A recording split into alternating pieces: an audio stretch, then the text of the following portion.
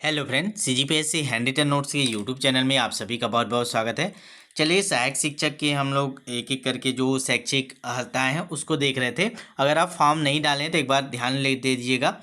बहुत सारे लोगों का कमेंट आया था कि सर 45% वालों का क्या होगा, आयु में छूट संबंधित क्या क्या नियम हैं। तो थोड़ा उसी पे हम लोग चर्चा करेंगे। तो ये वीडियो आपकी न्यूनतम शैक्षिक अर्हता, सहायक शिक्षक और जो आयु संबंधित जो नियम है उस पर हम लोग थोड़ा सा चर्चा करेंगे। ठीक है, देखेंगे। न्यूनतम शैक्षिक अर्हता की बात करें तो अभ्यर्थी के पास सहायक शिक्षक पद पर सेवा के लिए निम्नानुसार शैक्षिक अर्हता होना चाहिए। कम से कम 50% अंकों के साथ उच्चतर माध्यमिक मतलब 12th, और इसके साथ प्रारंभिक शिक्षा शास्त्र, चाहे किसी भी नाम से जाना जाता हो, द्विवर्षीय डिप्लोमा, ये पहला हो गया।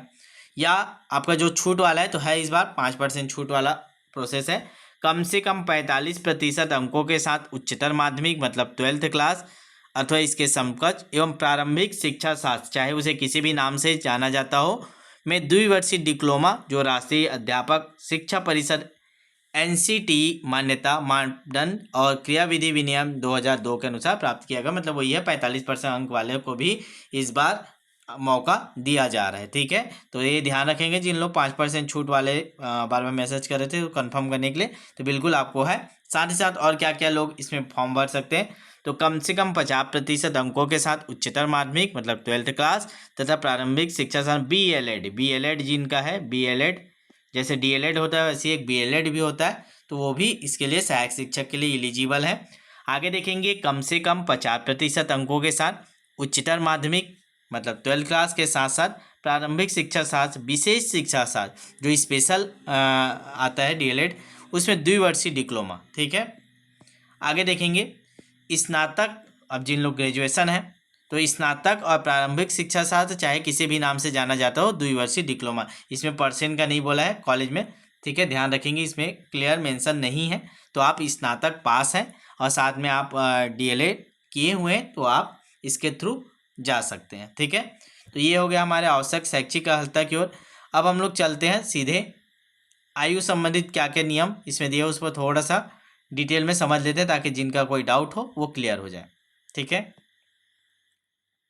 देखिए, सीधी भर्ती के लिए पात्रता की शर्तें क्या क्या पात्रता है। सीधी भर्ती परीक्षा में पात्र होने के लिए अभ्यर्थी को निम्नलिखित शर्तें पूरी करनी होगी। 1 जनवरी 2026 डेट याद रखेंगे, कब के डेट में मांगा गया है, तो सीधा जनवरी का टारगेट किया, 1 जनवरी 2026।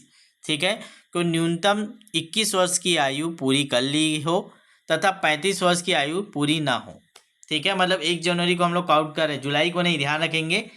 1 जनवरी 2026 को हम लोग आधार माने तो 21 वर्ष मिनिमम और मैक्सिमम 35 वर्ष। अब छूट क्या है, तो जो छत्तीसगढ़ के अभ्यर्थी हैं उसमें कौन कौन, अनुसूचित जाति, अनुसूचित जनजाति और अन्य पिछड़ा वर्ग, मतलब तीनों SC ST OBC को 5 वर्ष का शिथिलन दिया, मतलब उनके लिए 40 साल।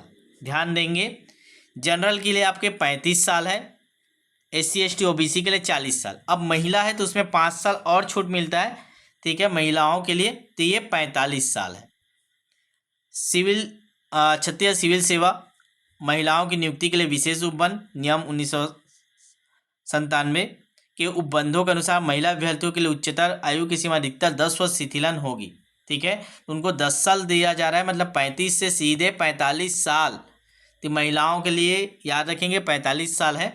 कब, 1 जनवरी 2026 की डेट में 45 साल से ज़्यादा नहीं होना चाहिए। तो ये समझ में आ गया होगा, क्लियर हो गया होगा आपको कि आपको आयु संबंधित, और जो दिव्यांगजन है उसके लिए जो नियम रहता है उसके अनुसार चलते हैं, अलग अलग नियम उनके लिए हैं, उसको देख लीजिएगा। ठीक है, और जो गवर्नमेंट जॉब में है, ऐसे अभ्यर्थी जो स्थायी या अस्थायी शासकीय सेवा में है उनके लिए 38 वर्ष से आयु अधिक नहीं होना चाहिए।